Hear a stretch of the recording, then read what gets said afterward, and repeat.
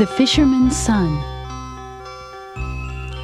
One day, a fisherman and his son went fishing at a large river quite a distance from their home. At the end of the day, they had caught so many fish that they had great difficulty drawing in their net. As the fisherman inspected his catch, he suddenly exclaimed to his son, "Ah, look at this one! Have you ever seen anything like it?" In his hands, he held up a beautiful scarlet red fish, which glinted like an enormous jewel in the sunset. "I am going home now to fetch the cart," said the fisherman to his son. "You stay here and keep an eye on things until I get back, and above all, keep a close eye on the red fish." After his father left, the young son picked up the beautiful red fish and caressed it fondly. "It would be a wicked thing to kill such a fish," he thought. "I would rather set it free." So he threw the red fish back into the water. The fish, however, did not immediately swim away as the boy had expected, but instead returned to the shore. Lifting his nose up out of the water, he called out to the fisherman's son, "You have saved my life, and since you have saved my life, I will give you a gift." And the fish removed a bone from his fin and gave it to the boy. "If ever you are in trouble and need my help, come to the riverbank and draw this bone from your pocket and call my name, and I will come at once." The boy thanked the fish and placed the bone in his pocket. Soon after, the fisherman returned, and when he discovered that his son had thrown that beautiful fish back into the water, he was outraged. "I can't believe you did that! Don't you know how much money that fish would have made us? Ah, I never want to see you again." The fisherman's son, driven off by his father's anger, headed for the forest. Just as he entered it, he saw a deer running toward him, gasping for breath. Close behind and preparing to capture him were several hunters and their hounds. The boy, taking pity on the deer, ran to him and threw his arms about him. "Aren't you ashamed?" he told the hunters as they drew up sharply. "Chasing an animal so cruelly, and a tame one at that. This is my deer, and I trained him." The hunters were very embarrassed by their mistake. They mumbled an apology and rode away. When they had gone, the boy released the deer. Instantly, the deer spoke. "You have saved my life, and because you have saved my life, I will give you a gift." The deer pulled a hair from his coat and gave it to the boy. "If ever you are in trouble and you need my help, take this hair from your pocket and call my name, and I will come at once to help you." The boy placed the hair in his pocket and thanked the deer. The fisherman's son went on. He had not gone far when he suddenly heard a terrible clamor in the sky. Looking up, he saw a beautiful crane being chased by a ferocious eagle. Feeling sorry for the poor crane, the boy picked up a stick and hurled it up at the eagle. The stick nicked the eagle's wing, alarming him so that he flew off. The exhausted crane dropped down beside the boy. When he could breathe easily once more, he turned to the boy and spoke. "You have saved my life, and because you have saved my life, I will give you a gift." He reached and pulled a feather from his wing. "Here," he said, "if you are ever in trouble and you need my help, just take this feather from your pocket and call my name, and I will come at once to help you." The boy took the feather and put it in his pocket and thanked the crane, and he went on. He had been walking less than an hour when he saw a little red fox running toward him in great panic. Directly behind him and closing in was a pack of greyhounds. Feeling sorry for the little fox, the boy reached down and quickly picked him up and hid him beneath his coat. When the greyhounds came in, they circled round and round in confusion, and then finally gave up and ran off. When the hounds were gone, the young boy placed the fox gently down on the ground. The little fox looked up at the fisherman's son and spoke. "You have saved my life, and because you have saved my life, I will give you a gift." The fox pulled a long red hair from his tail and gave it to the boy. "If you are ever in trouble and you need my help, simply pull this hair out and call my name, and I shall come to you at once." "Oh, thank you," said the fisherman's son, and he went on. Before very long, he arrived at a lovely castle where there dwelled a beautiful princess. He spoke to several of the servants who told him that the princess was looking for a husband, but that she would only marry a man who could hide himself so well that she could not find him. Several young men had tried, and all had failed. When the fisherman's son heard this, he decided that he too would ask for the princess's hand. He requested an introduction to the princess and was soon presented to her. When the fisherman's son was presented to the princess, never had he seen such a beautiful woman in his life. As soon as he saw her, he knew that she must be his bride. "Why have you come?" asked the beautiful maid. "I wish to ask your hand in marriage." "Very well," she said, "you may, but you must agree to one condition." "What is that?" asked the fisherman's son. "You must hide yourself so well that I cannot find you, and if you fail, you must die." Well, the young man was frightened when he heard this, but he was so determined that he said to the princess, "I will agree to the terms if you grant me one request. I must be permitted to conceal myself 4 times." The princess thought this was rather odd, but because she found the young man to be very handsome and very charming, she agreed to that condition. Immediately the boy left the castle and traveled to the river bank. There he pulled the fishbone from his pocket and called out, "Fish, fish, I need your help." Instantly the fish rose from the water. "What is it you need?" he asked. "I am at my wit's end. I must hide myself so well that the devil himself won't be able to find me." "That is easily done," said the fish. "Hop on my back."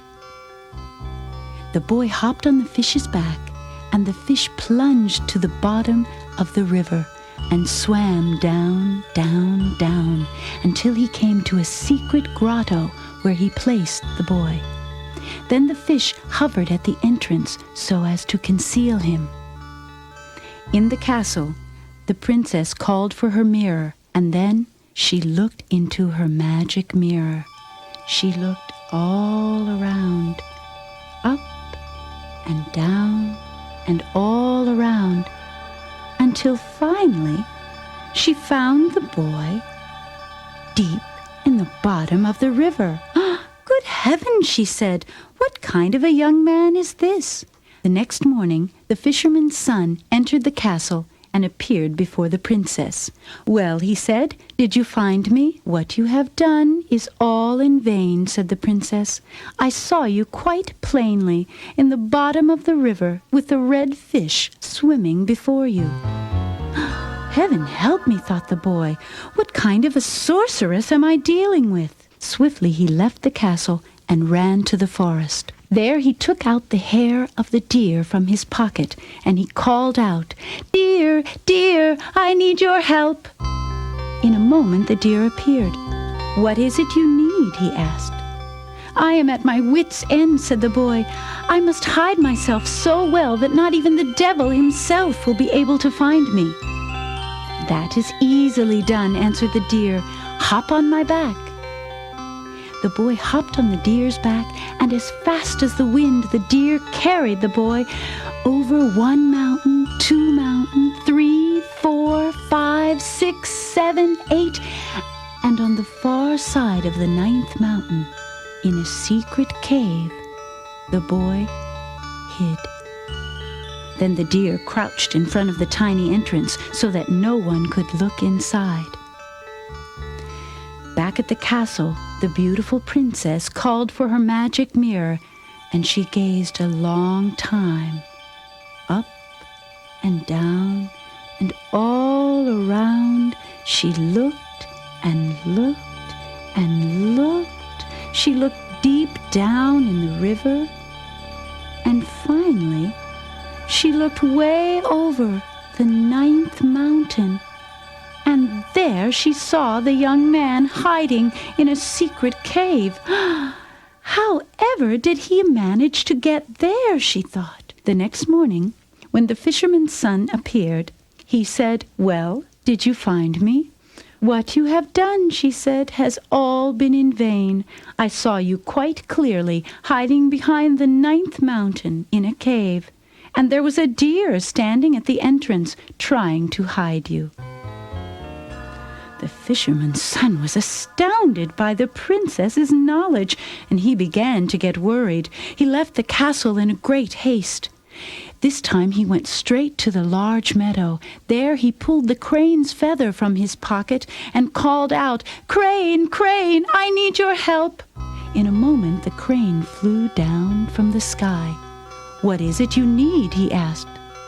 "I am at my wit's end," cried the boy. "Can you hide me so well that not even the devil himself will be able to find me?" "Of course," said the crane. "That's easily done. Hop on my back."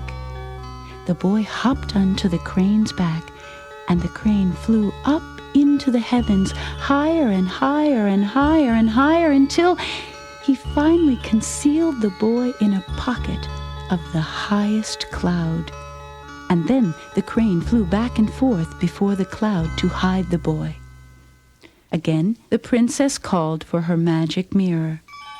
For hours she stared into her magic mirror, looking up and down and all around. She looked deep down into the waters. She looked far over the 9th, the 10th, the 12th mountain. She looked and looked and looked. Her eyes became tired.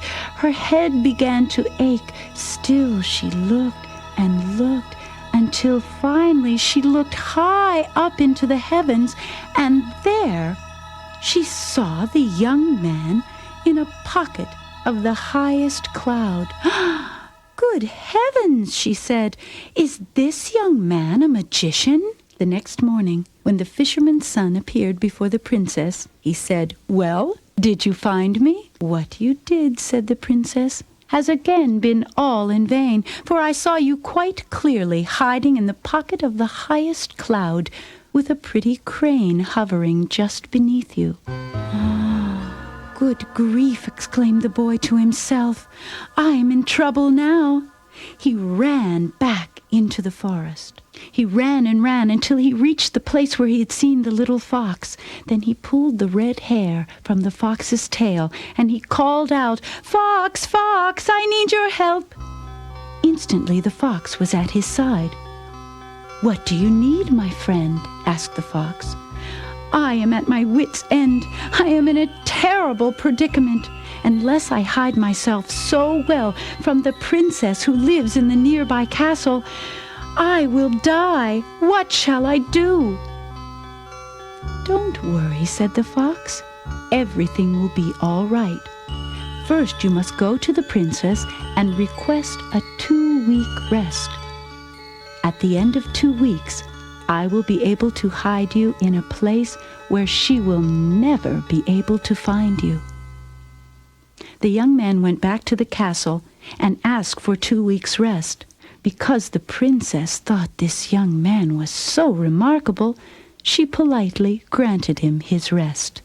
When he returned to the woods, the boy did not find the fox, but he found a hole.